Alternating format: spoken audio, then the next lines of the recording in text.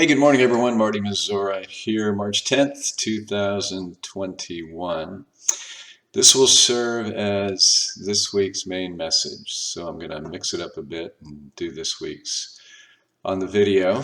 Yesterday, I kind of talked about why, despite the fact that the overall setup, in my humble view, is worse than the late 90s, early 2000s for stocks, that assumption in and of itself, for that opinion, may actually be pretty good for stocks. Operative words being may actually be, or may. Crazy markets, market structures are unique, very frothy, and unique in that we're seeing extremes in certain areas that even top the late 90s, as I keep telling you. So what I did is I just queued up a bunch of charts, and I'm going to go through them and make a case for both the fact that the setup is worse probably than the late 90s and why the Fed and the Treasury and Congress simply has to do, given their objectives, everything humanly possible to artificially keep this bubble in the air.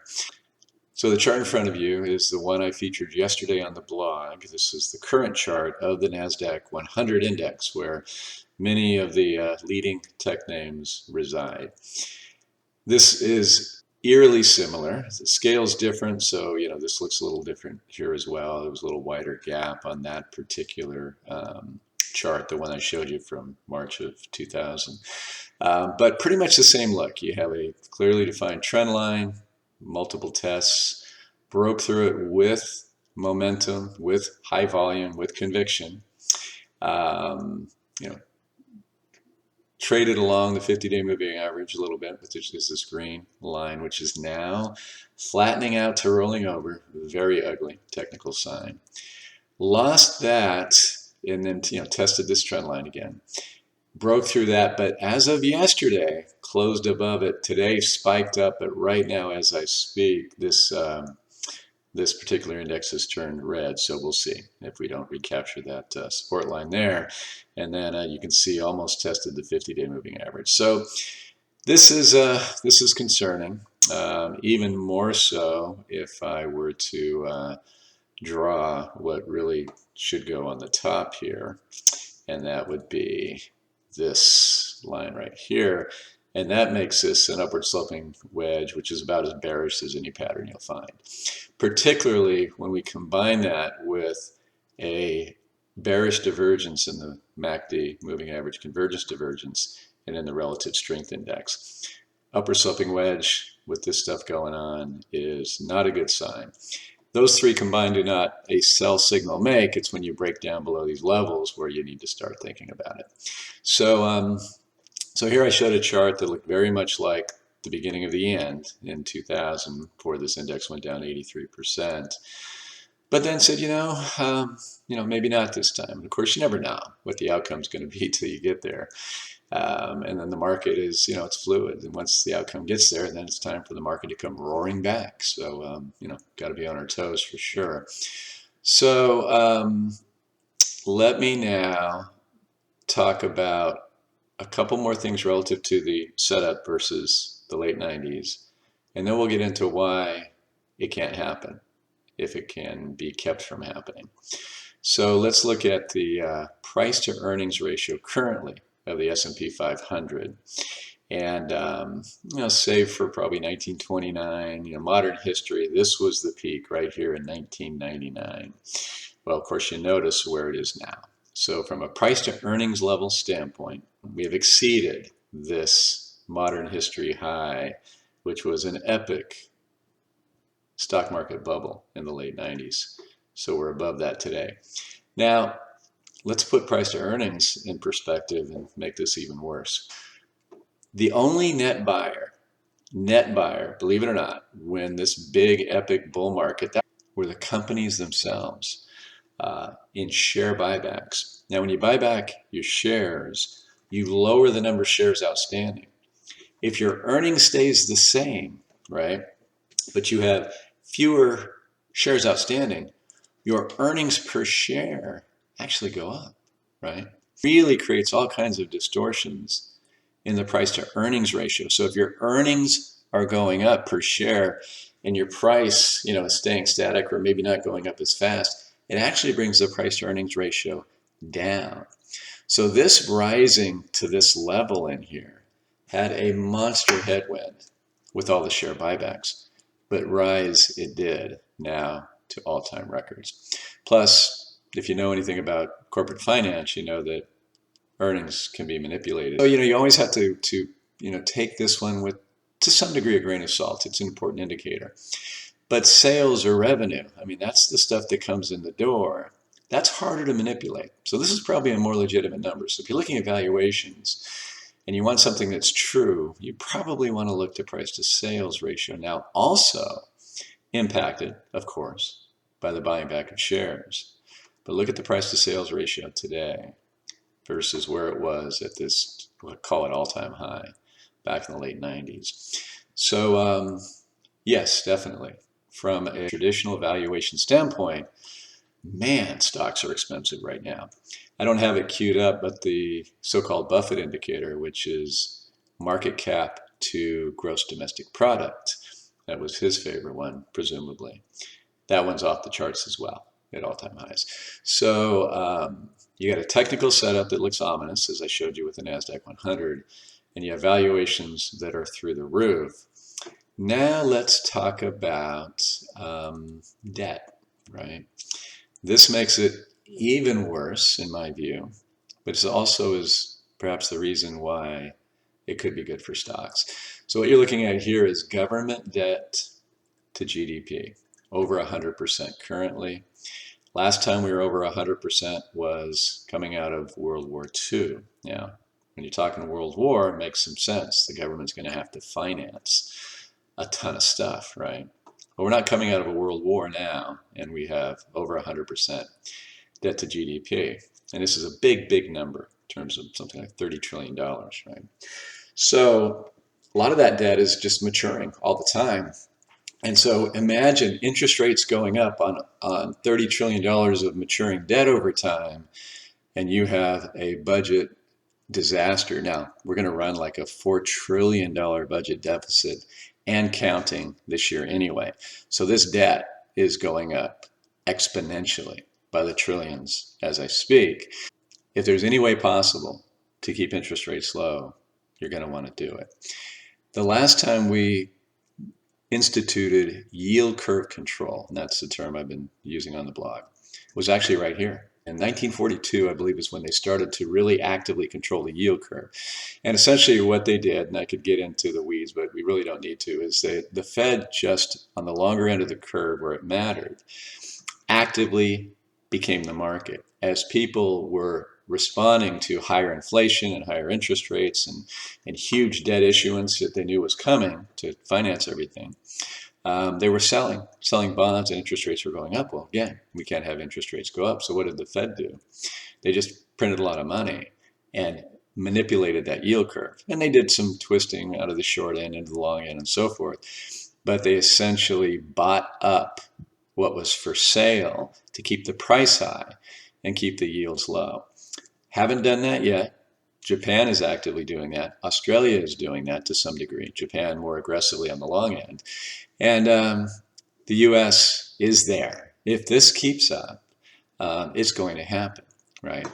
And so here again, here's a look at the government debt. Well, I said recently, I've been saying in client review meetings, we have the worst of both worlds. We have a stock market bubble like we did in the late 90s, and we have a debt bubble like we did in 2008. This kind of refutes that a bit, because this is household debt. Of course, there's the debt bubble in 2008, right? Well, the households deleveraged quite a bit. We've seen a spike up here, some volatility here during a recession, and I guess you could see that, or would expect to see that.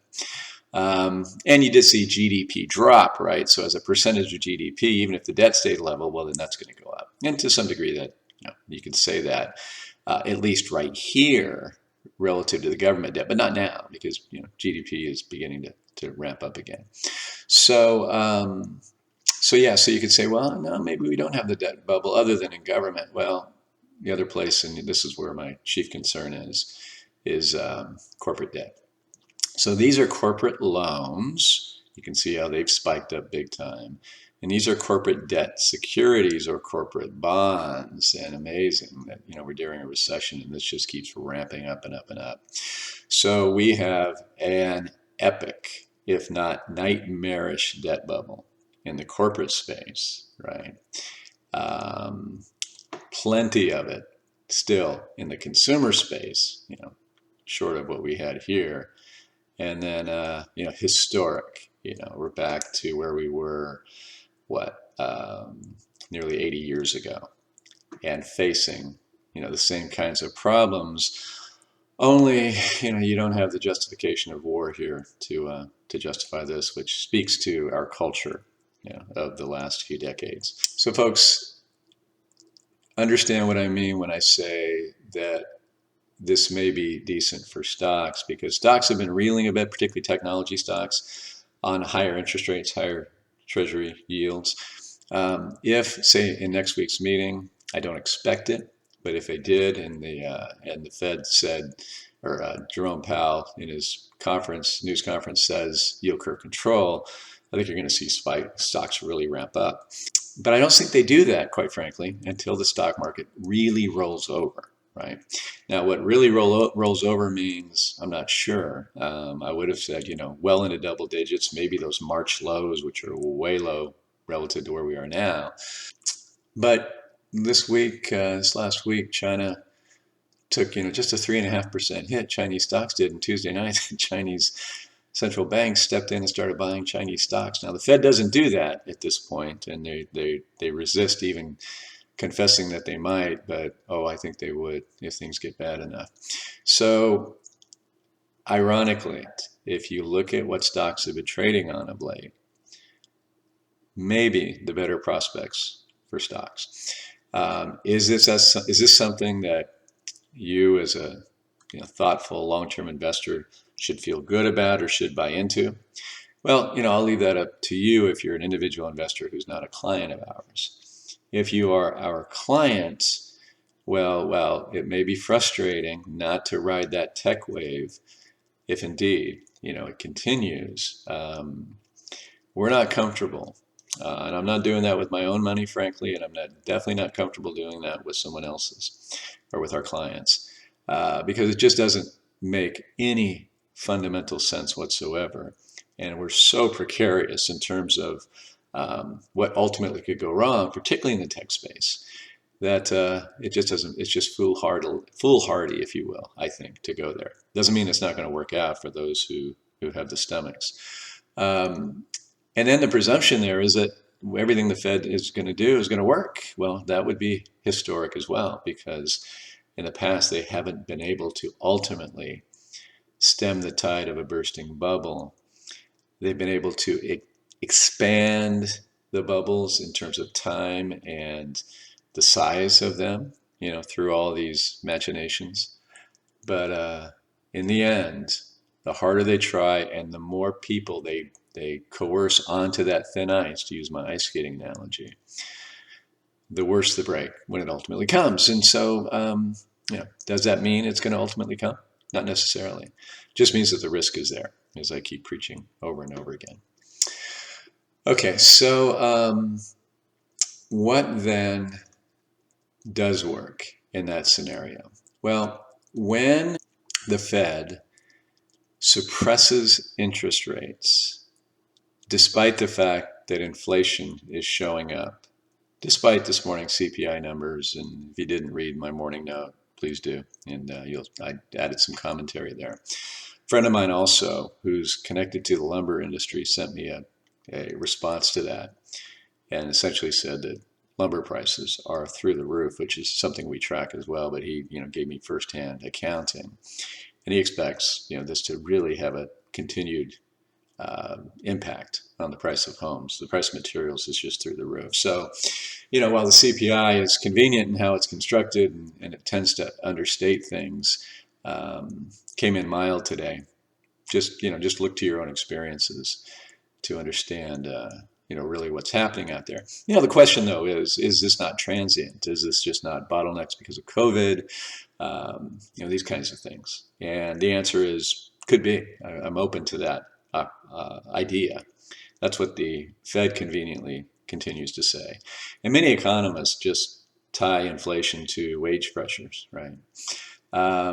And I get that, and that's what the textbook would do, and some other things as well. But the output gap and so on, that's potential GDP versus what's really happening, and I get that, and I subscribe to that, that thinking as well. But I also understand that we're about to see the greatest degree of fiscal spending in the U.S. in the history of the world, and so that in the face of a Fed not allowing interest rates to combat rising inflation. And I just think the potential is there for something more than we can couch as simply benign and transient. And if that's true, boy, there's going to be quite the comeuppance. And if the Fed does step in and start managing the yield curve like they did in the 40s, well, then while they say transient, they don't really mean it.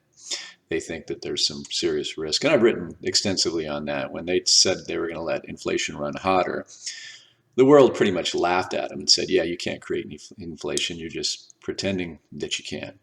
My position was, oh no, they actually think it's coming.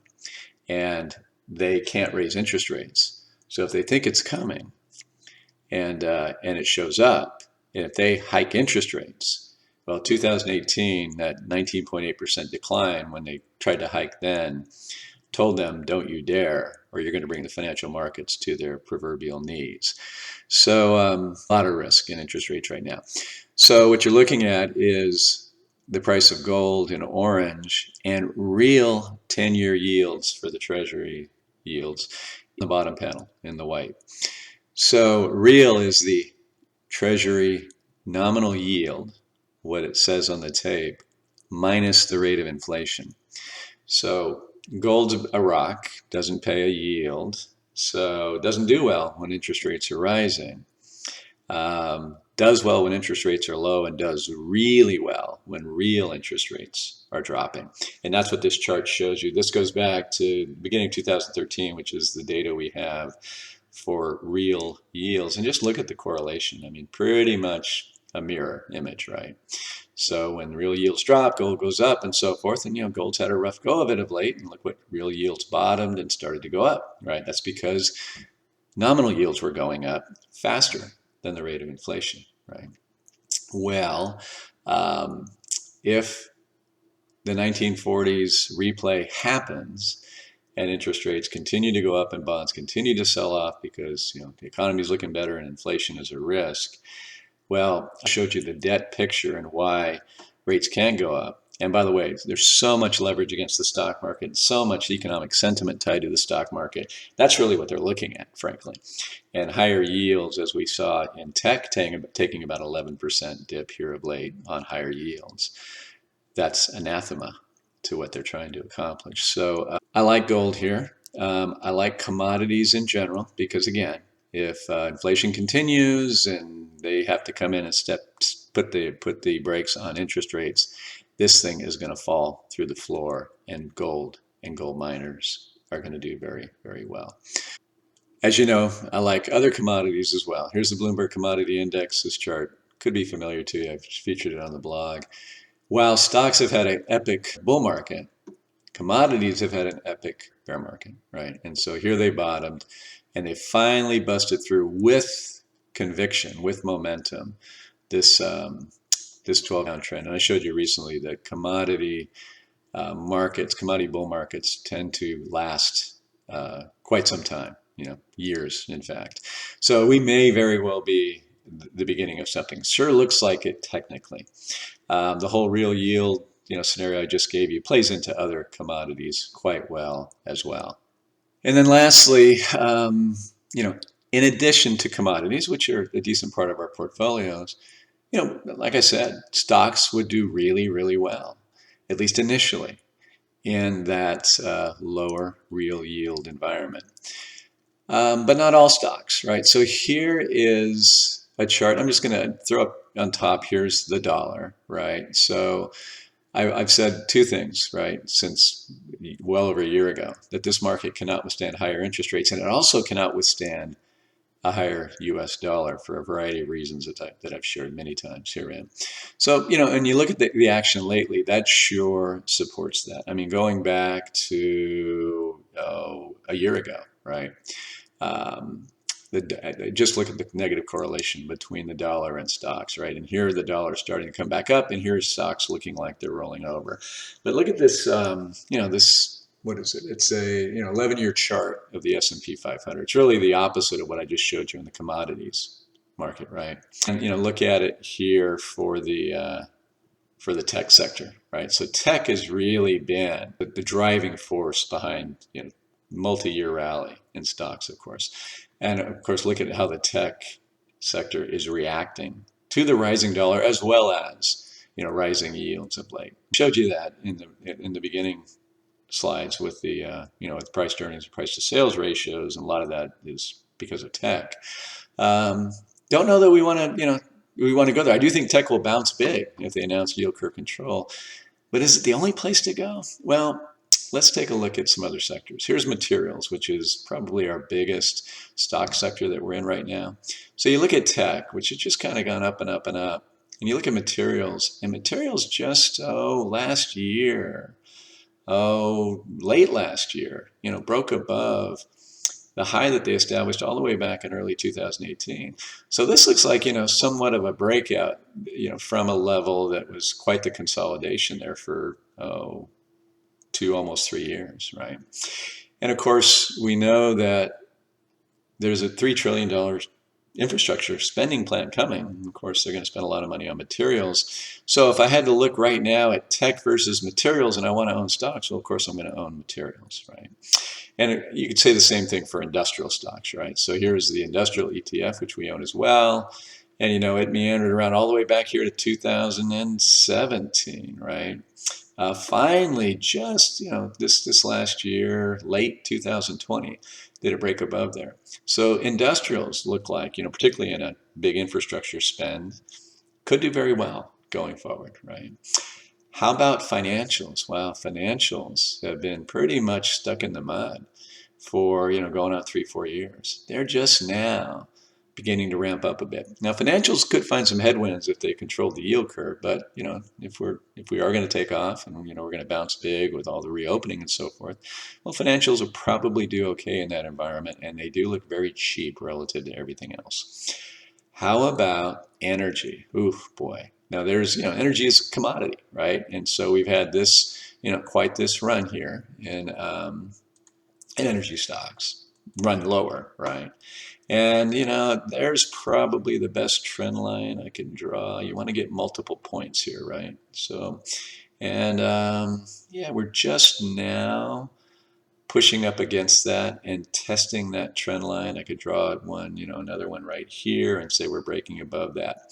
Now, you could push back on energy because of the current platform that the current administration sits on, and at least on fossil fuels, right? And say, well, that's not going to work. Well, we're a long ways from fossil fuels going away. By the way, it takes fossil fuels to generate a lot of the electricity that these cars use when we plug them in at night and so on. Plus, the new administration is going to keep capacity very constrained. The leases on public lands, all these kinds of things just aren't happening. And the shale patch has just had huge destruction because they were so upside down with debt, going into this anyway. So if the economy picks up, people get moving, planes start flying more, and yada yada. Pressure on oil. Oil looks pretty constructive to me, or I'm constructive on oil, so we want to own that. And wow, you talk about opportunity. Of course, it's been the best sector so far this year. And then you get into non-U.S., right? So we have had a long period of underperformance. I mean, you can go back here to 2014. And so we're talking, 7 years now.